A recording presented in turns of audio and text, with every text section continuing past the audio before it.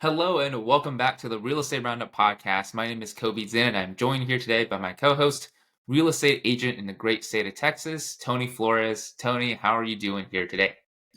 I'm doing great. Hope you're doing well. We're just, trying to trying to take some relief from this Texas heat. It's been in the high 90s for quite a few weeks, and but it looks like it's going to be tapering down. We just summer solstice, the longest day of summer, is our longest day of the year as far as daylight is concerned. Is happened like I think a week or two ago. So I'm going to be enjoying, uh, looking forward to some cooler weather soon. Right. Yeah. Here in Texas, that could be in a couple months or it could be in a three or, you know, at the end of the year. So we never know. But yeah, so I'm super excited for today's episode because we're going to be covering a topic that I think is very important for a lot of real estate buyers and sellers in the market here today. And that is essentially how to avoid real estate disputes when it comes to actually going through with your transaction. So there's been a story here in the news where you're at, Tony, in your market in San Antonio of a real estate dispute that actually started back in 2020, right? And it's still going on today, 4 years later. And that's definitely something that I think all real estate buyers and sellers want to avoid if they can. So it's a really interesting story. And Tony, I think we're gonna get your take on this here today. So, if you don't mind just kind of summarizing that for our audience here that are tuning in, so that way, if they're not caught up, they know kind of what we're talking about here. Yeah. So there was a real interesting story in the news recently. It's published by one of the local news media, and it's talking about a dispute, a real estate dispute between a buyer, a seller, and essentially the middleman, which is the title company. The title company really doesn't have an obligation to one party or the other. As so some of the important things that I want to get across is really what great, what are the best practices really for buyer representation and what are the best practices for seller representation on this particular transaction, because it is, it was a real estate transaction that got a little complicated. So what happened in this real estate transaction is house is up for sale, buyer makes an offer on it, and they came to an agreement, right? Their agreement says, we're going to get it, we're going to pay you this amount for your property, and we will get it closed. Usually on a typical transaction, it's within a 30-day time window is typical for standard types of financing. That allows the banks to do their due diligence. They want to make sure the house is as they'll send out their appraisers to make sure the house appraises for what the contract price is, so that they're lending money on a fair value for that property. Of course, the inspectors will come out making sure the buyers get a good, their house is in good condition and things like that. So 30 days. So what happens when that third day mark isn't met? And then I'm just using that number as an example. So in this case, what happened was the buyer's financing wasn't fully approved at that point. So what the buyer asked for was an extension to the contract, an extension to the closing date. So the seller is agreeing to it. Okay, so they allow another 30 days to go through. Okay, and then what happens? Well, it doesn't go through again, and the loan officers is asking the buyer, can you switch it over from an FHA loan, which is typically a first-time home buyers, or just they have, there's great incentives, or there's great reasons to get an FHA, because essentially you come up with less money down, on your upfront. So then they wanted to switch over to a conventional loan. Conventional loan will require probably closer to 20% down. So did the buyer have the 20%? I don't think so, because they didn't agree to that. Okay, so there was apparently at some point it got to 3 months of delayed closing, and the buyer asked the seller to agree to another delay, another month or so. I don't know the details. I'm not offering legal advice. So I'm just kind of reading through this article, and based on what this article is saying, the seller said, "Look, if you're going to extend it again, we want another." So the earnest money is essentially what's in dispute here in this transaction. The earnest money is saying, "Hey, I pledge to buy this house, and this is the earnest money that I'm putting up as my pledge to you. If something happens, then you know, then essentially it belongs to the seller, right?" With these asks for the extension needs to come a third party financing addendum. They always have a third party financing addendum. So if I'm representing the buyer, I'm saying, hey, we need to extend this addendum to allow another 30 days so that protects the earnest money. So what happens? They ask for at the 3 month mark, they're asking for another extension, and the seller is saying, "Well, we'll extend it, but we want you to put up another $2,000, as earnest money." They didn't agree to it. They decided to terminate the contract, which means that you know the parties obviously they didn't come to that term, the original term, which was buying at this price at this in this time frame with the financing that's in place. So so now what happens to $2,000, and where does it go? Well, you always want to have your earnest money always needs to be written to the title company, not to the seller. Okay. The title company has no obligation to one party or another. They don't have a fiduciary duty to the people that are parties of the transaction. They're just kind of the middlemen and just saying, "Hey, It's almost like they're the way station, saying, "Hey, we're going to facilitate this transaction. We're going to make sure this transaction takes place." So where's the culpability? Why is the $2,000 hung up? This dispute, or this original property, got under contract, I believe it looks like November 2020. So we're in the summer of 2024, and this $2,000 is still tied up at the title company because nobody has agreed to release the money. The seller hasn't agreed to release it to the buyer, and the buyer hasn't agreed to release it to the seller.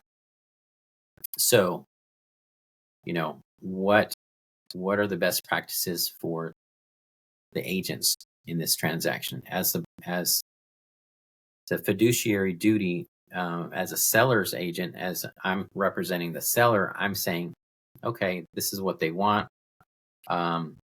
In order for this to continue, this transaction to continue, I'm trying to protect them because, at the end of the day, I don't know what their time frame is. Of course, I would want to talk to them, see what their time frame is on why, when they're moving and what they need to move in the purpose of they have. So the sellers obviously have a reason to move, and maybe they have a timeline they need to get done. So I want to make sure that they are able to, at the end of the day, they are able to get that earnest money back, because time is money, and to get the extra earnest money, that's just adds extra incentive to say, hey, if it doesn't go through, they're going to get an extra $2,000. In my mind, this is my opinion, this money is, and I would have to read the contracts and say, okay, did the buyer's agent say this time frame is extended up until this date? Well, if it's not extended up to the closing date, if they didn't protect that earnest money all the way through the closing date, and they were unable to get financed, and the third party financing contingency will say what type of financing they will have and roughly what interest rates, so that if interest rates balloon, crazy amount, they're not obligated to continue with that purchase.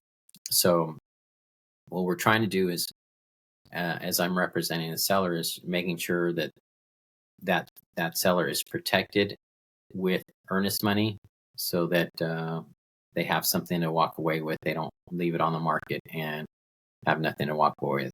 From the buyer's perspective, I'm trying to work with their loan officer saying, hey, what else can we do? Maybe I talk to maybe I talk to the buyer saying, hey, maybe we should look for another loan officer because maybe it's not happening with this one and it could happen with another one. Is the loan officer, a maybe are they a broker where they can get a couple different financing options on the table and not just one, have one product to sell. So it is a complicated thing, but what's important is that the important thing is making sure that you're talking to the agent. Timelines are super critical. Making sure that their money is protected. This buyer, didn't have wasn't able to come up with the extra money for or they chose not to come up with the extra money for the earnest money. And I mean, it is hard as first time home buyers. A lot of the first time home buyers are people that are trying to purchase homes. They don't have a ton of money to be just putting on down payment. And that's why the FHA loan product is so valuable and so often used. But in this case, my opinion is, the earnest money should pretty much end up with the seller. They held out. They could only hold out so long, and who's to say in that with that another extra delay, who's to say that house would have sold? Because their financing doesn't appear to have been approved up to that point. So it's just a tough situation, and unfortunately, that's the whole purpose of the earnest money, so that the sellers don't don't put a hold on their property. And at the end of the day, typically properties do appraise, do continue to appreciate over time. So yeah, tough situation. But in my opinion, if all the paperwork was done properly, that money should go to the seller, and the seller hasn't received the money at this point either. It's just kind of just stuck in limbo, and it looks like they were supposed to go to arbitration. Hasn't happened yet, but yeah, interesting story. Yeah, and we'll make sure to leave the link to that article in the show notes in the description below, so that way you guys can check out the information, the facts for yourself as well. Now, in the article, obviously, I don't think it mentions specifically whether or not the buyer was actually working with a real estate agent. We presume that they were, but I know one of the things I think is important for our listeners and our viewers out there is, there's probably a lot of technical terms around, kind of what's going on with this scenario, and people might not understand quite exactly what the purpose of earnest money is in a real estate transaction. So, if you don't mind kind of explaining that, what the purpose of earnest money is, what it's kind of put in place for, and that I think that will help explain a little bit as far as why the sellers were asking for these terms, and why your opinion is that the seller should have actually kept that earnest money in this specific scenario. Sure. Okay. Well, so when you are making an offer on a property, there's really a few expenses that that you have to kind of consider. Those are just going to be almost automatic. Okay. So the money that you're going to come up with on when you make an offer, and an offer is accepted, okay, is going to be the option fee. Okay, the option fee will allow you a certain number of days, and all these are negotiable, right? A certain number of days to inspect the property, to bring your inspectors. You can do a termite inspection, you can do foundation inspection, you can do just a general home inspection, or you can do no inspection at all. You can just reserve that time to just think about it, right?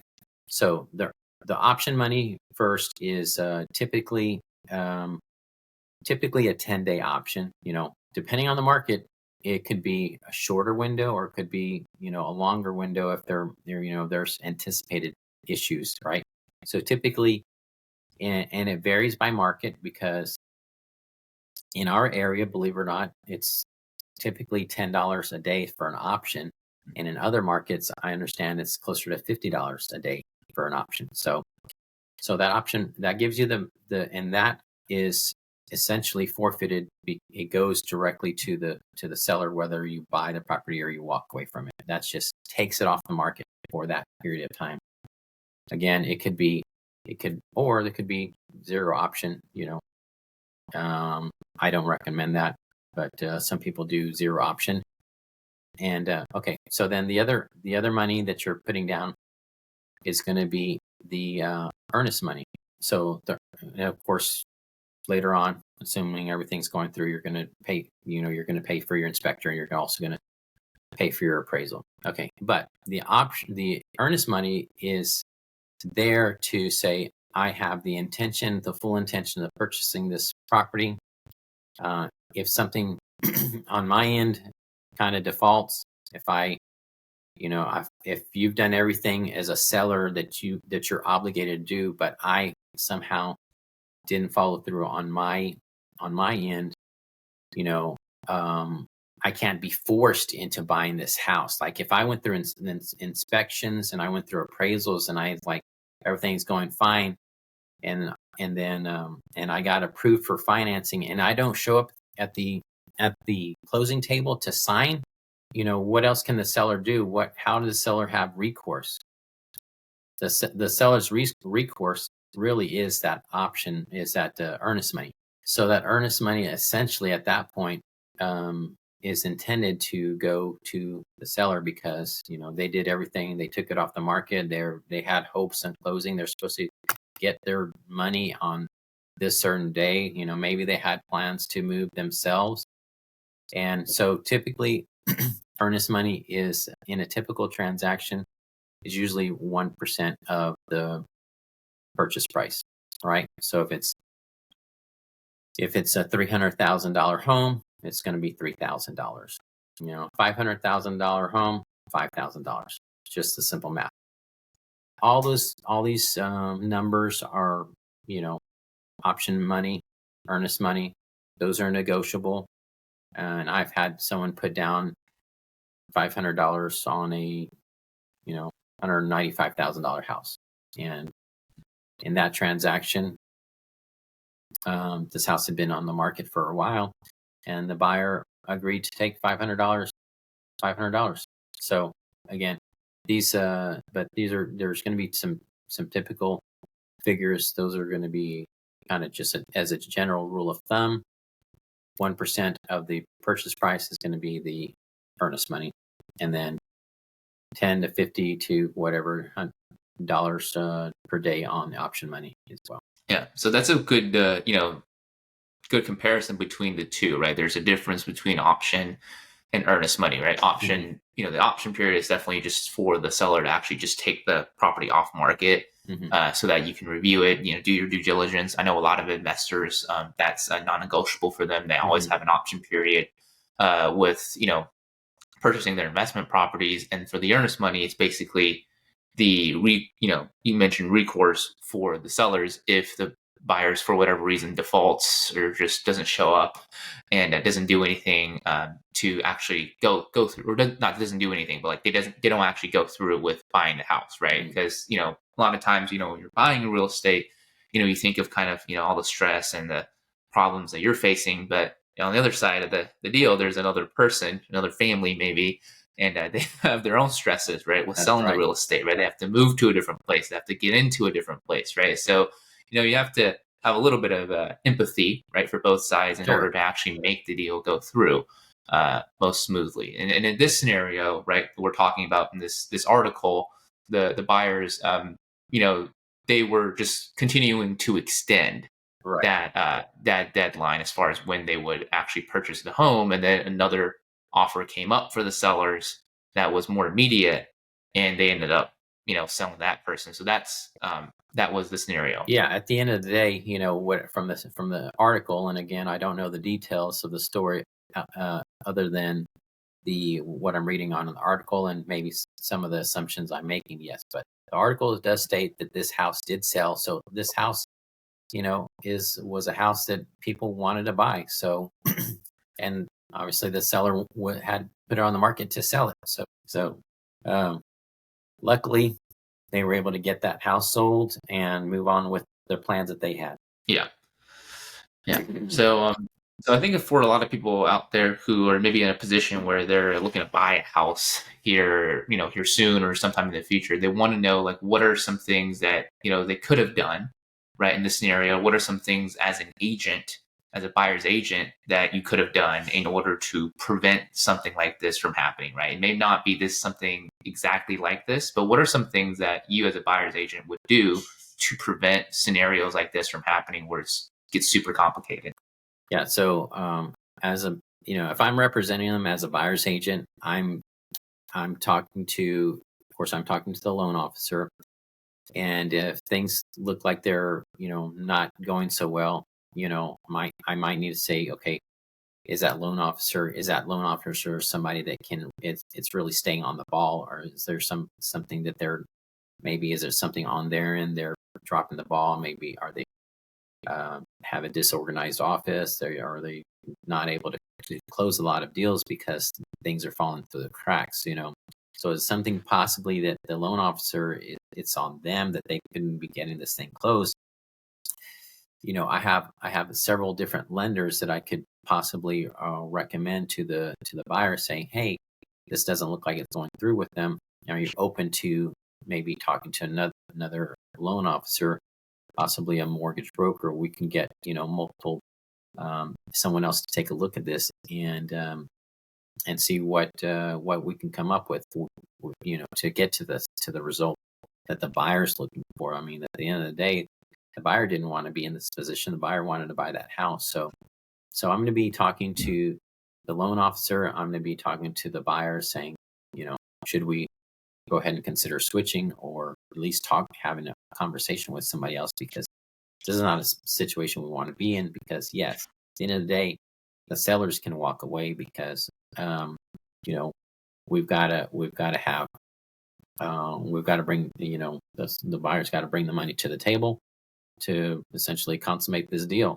If it doesn't, the money's not, doesn't get approved, the loan doesn't get approved, and we don't have a don't have a lot of leverage, because that's what the whole purpose of buying a house is for. Bringing money to the table. And then, so on the other side, again, representing the seller, is I'm, still looking at the market. Here's what the market's doing. Here's the days on market. How does it look? Does it look like the market's staying steady?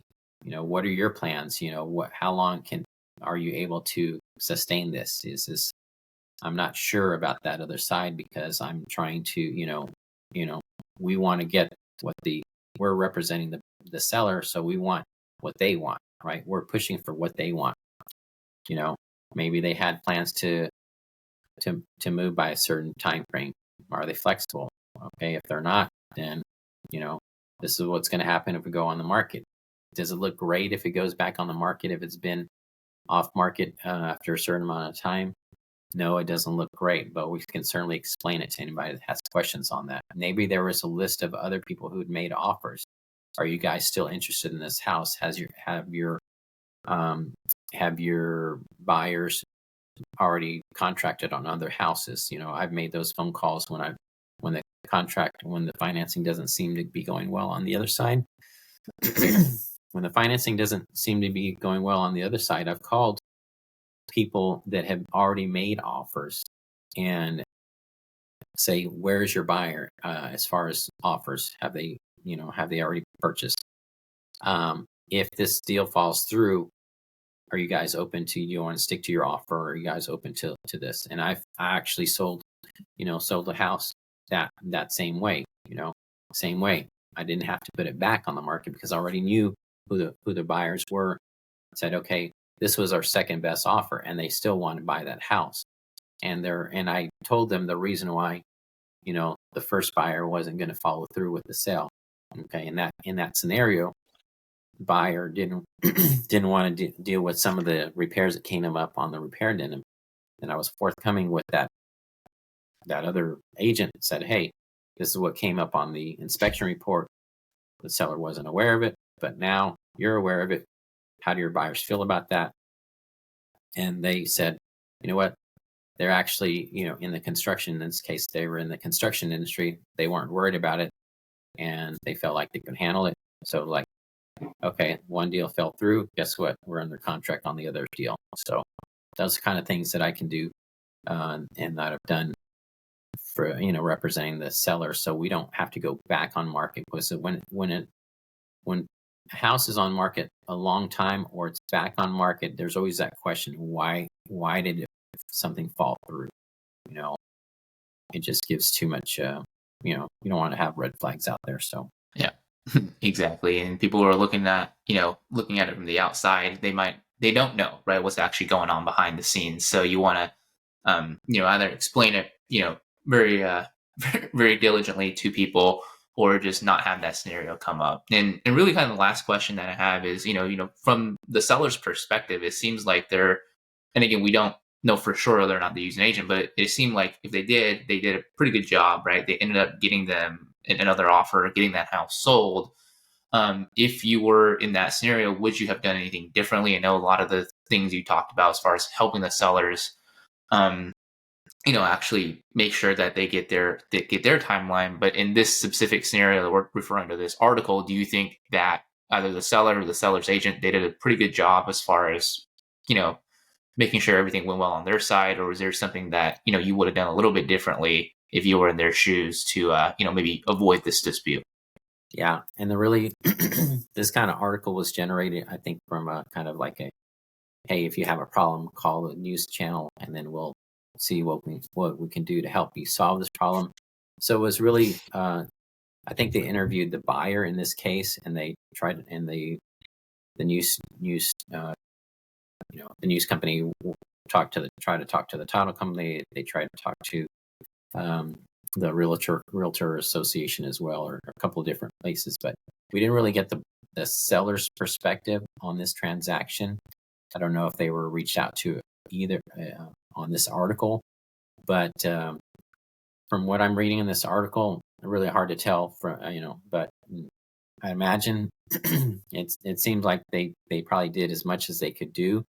Of course, I'm not reading any of the, the contracts. So our contracts, are promulgated, which means that they're kind of standard. They're written by lawyers. We're not, as agents, and unless we are lawyers, we can't amend them to suit our needs.